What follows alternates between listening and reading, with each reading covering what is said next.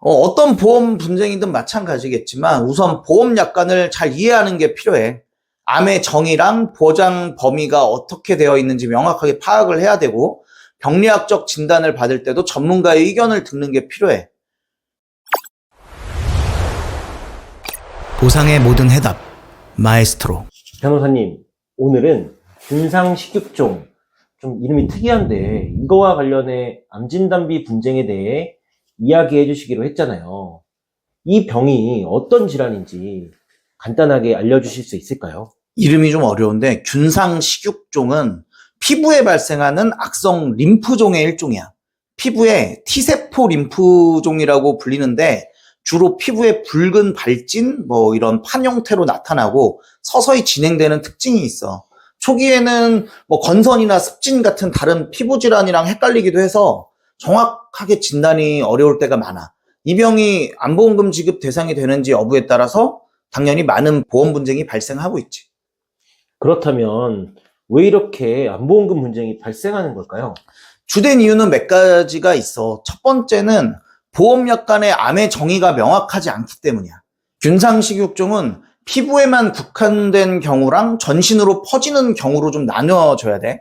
이것처럼 병의 진행 상태에 따라서 보험사에서 이 병을 일반적인 피부 질환으로 보든지 아니면 암으로 인정하지 않으려고 하는 경우가 있지.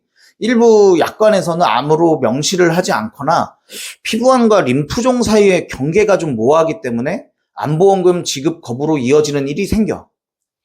약관의 차이로 인해 분쟁이 발생할 수 있는 거군요. 그렇다면 이 병리학적인 부분에서도 문제가 생길 수 있을까요? 맞아. 병리학적 해석 차이도 굉장히 중요한 이유 중에 하나야. 균상식육종은 초기 단계에서는 암의 전형적인 모습이 나타나지 않기 때문에 병리학적으로도 정확한 진단이 어려운 경우가 많아.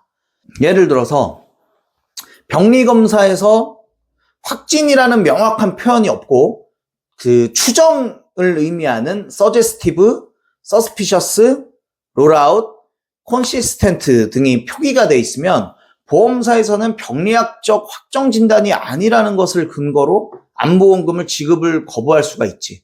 환자 입장에서는 명백히 자신이 암으로 진단을 받았다고 생각을 하지만 병리학적 표현의 차이로 인해서 보험금 청구가 거부되는 경우가 많지. 결국 보험사와 환자 간의 입장 차이 때문에 분쟁이 발생하는 거네요. 혹시 또 다른 이유도 있을까요? 세 번째 중요한 이유는 바로 병의 진행 단계야. 균상식육종은 단계별로 진행이 되는데 초기에는 단순한 피부 증상으로만 나타나기 때문에 이걸 암으로 보기 어렵다고 보험사에서 주장할 수 있어. 그런데 질환이 진행되면서 림프절이나 다른 장기로 전이가 되면 명백한 악성 종양으로 간주될 수 있거든. 문제는 이 진행 단계를 보험사가 어떻게 해석하느냐에 따라서 보험금 지급 여부가 다 결정된다는 거야. 단계에 따른 해석이 분쟁의 주요 원인이 될 수도 있네요. 혹시 또 다른 분쟁 사례도 있을까요? 일부 의사들이 균상식육종을 림프종으로 진단을 해야 되는데 피부암에 해당하는 C44 코드를 부여하는 경우가 있어. 이렇게 되면 보험사에서는 이걸 피부암으로 보고 암보험금을 지급하지 않고 피부암 진단비만 지급하는 경우가 있어. 이런 상황은 림프종에 대한 명확한 진단이 이루어지지 않고 코드 부여의 착오로 인해서 보험사랑 환자 간의 큰 갈등으로 이어질 수 있는데 환자 입장에서는 명백하게 림프종으로 진단받았다고 생각을 하는데 코드 오류로 인해서 보험사가 이걸 암으로 인정하지 않는 경우가 종종 발생해. 그렇다면 이런 분쟁을 해결하려면 어떻게 해야 할까요? 어떤 보험 분쟁이든 마찬가지겠지만 우선 보험 약관을 잘 이해하는 게 필요해. 암의 정의랑 보장 범위가 어떻게 되어 있는지 명확하게 파악을 해야 되고 병리학적 진단을 받을 때도 전문가의 의견을 듣는 게 필요해. 특히 암보험금 분쟁이 예상되는 경우에는 보험 분쟁 전문 변호사 혹은 손해사정사의 도움을 받는 것도 좋지. 관련 판례나 유사한 사례들을 잘 알고 있기 때문에 보험사의 논리에 맞서기 위한 구체적인 대응 방안을 마련해 줄 수 있어. 전문가의 도움을 받는 것이 정말 중요할 것 같아요. 구체적으로 어떤 도움을 요청해야 할까요?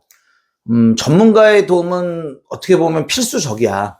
우선 보험약관에 대한 법적인 해석을 제대로 해줄 수 있는 변호사를 찾아야 되고, 그리고 병리학적인 부분에서도 병리 전문의나 피부과 전문의의 의견서가 필요할 수 있어.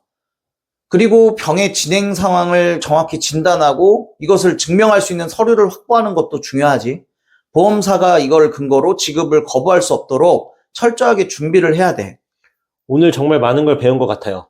마지막으로 시청자분들께 한 말씀만 부탁드릴게요.